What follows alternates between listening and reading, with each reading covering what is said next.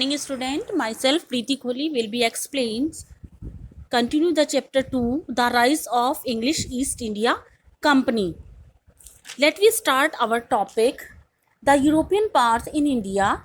Firstly, we take subtopic the Portuguese. There are so many European powers who wanted to establish in India.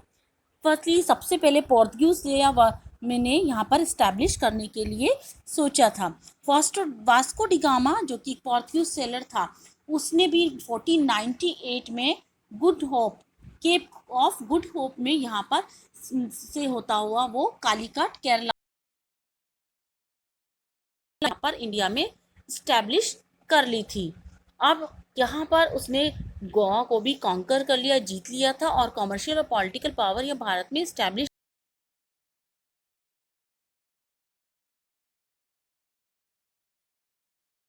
the Dutch. The Dutch were the next to reach in India 1595. Dutch लोग भी second थे, next थे इनसे।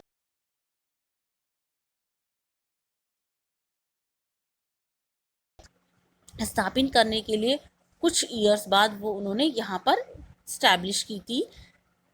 Dutch लोगों ने भी यहाँ पर कंट्रोल अपना ट्रेड पर इंडोनेशिया में स्थापित कर लिया था। उसके बाद यहाँ पर डच लोगों ने अपनी ट्रेडिंग पट्टनम, कालीकट और सूरत में स्टार्ट की थी। इस तरह से यहाँ पर भी इन लोगों ने, डच लोगों ने भी अपना dominance collapse with their defeat in the hand of the Englishman. इस तरह से, लेकिन फिर भी वो लोग इंग्लिशमैन से। Next is the French. French लोगों भी ने भी यहाँ पर भारत में व्यापार करने में अपना कंपटीशन के लिए वो लोग भी यहाँ पर उन्होंने कंपटीशन करने की ट्राई की कोशिश की और उन्होंने भी पांडिचेरी, मद्रास और चंद्रंगौर में भी, जो कि बंगाल में है, वहाँ पर अपनी फैक्ट्रियाँ स्थापित की थी।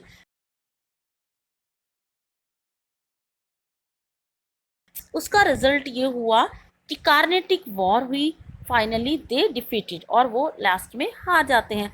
जितनी भी यूरोपियन कंपनीज थी सभी को क्या फाइन कॉटन और सिल्क जो कि इंडिया में प्रोड्यूस होता था, species like pepper, clove, cinnamon and cardamom were also demanded by them, क्योंकि सारे स्पीसीज की भी यहाँ पर यूरोपियन मार्केट में बहुत ज़्यादा डिमांड थी।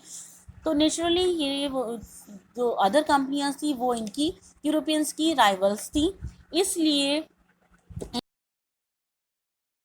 हुआ और हर एक को ये बैटल्स में हराते गए। The Anglo French struggle 18th century में जितना भी ब्रिटिश लोगों ने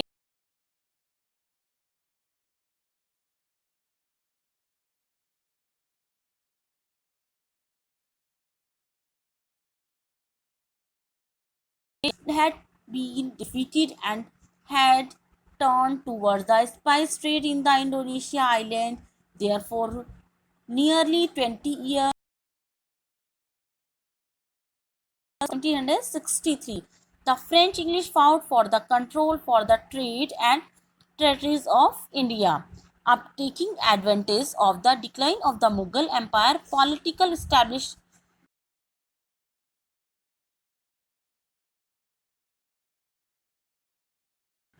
वो इन स्टेबल नहीं था साउथ में या इतना ज़्यादा कैपेबल नहीं था, तो फ्रेंच और ब्रिटिश ने में थ्री वॉर्स हुए ट्रेड के ऊपर कंट्रोल करने के लिए। इसी को ही कार्नेटिक वॉर का नाम दिया गया।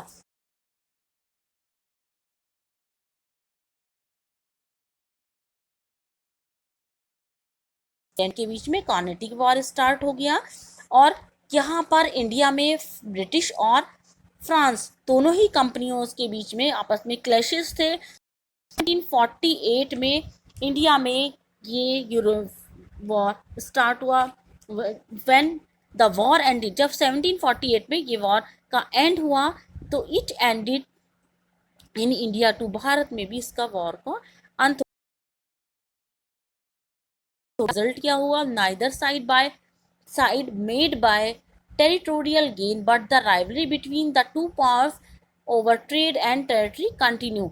अब यहाँ पर ये दोनों जो पावर्स थी एक दूसरे की राइवल थी, विद्रोही थी। जो भी इनका ट्रेड है वो ना तो इनका ज़्यादा समय तक कंटिन्यू रह सकता था। The war exposed the weakness of the rulers of south India. यहाँ पर जो साउथ इंडिया में रूलर था उसकी वीकनेस को भी एक्सपोज कर दिया था या सबके सामने जागृत कर दिया था। डुप्लेक्स जो भी यहाँ कंपनी का गवर्नर था वो बहुत कैपेबल था और उस कैपेबल होने के कारण ही वो एक दूरदर्शी भी था, तो उसने इसका फुल एडवांटेज उठाया और यहाँ पर साउथ में अपनी पॉलिटिकल कंडीशन को स्टैब्लिश कर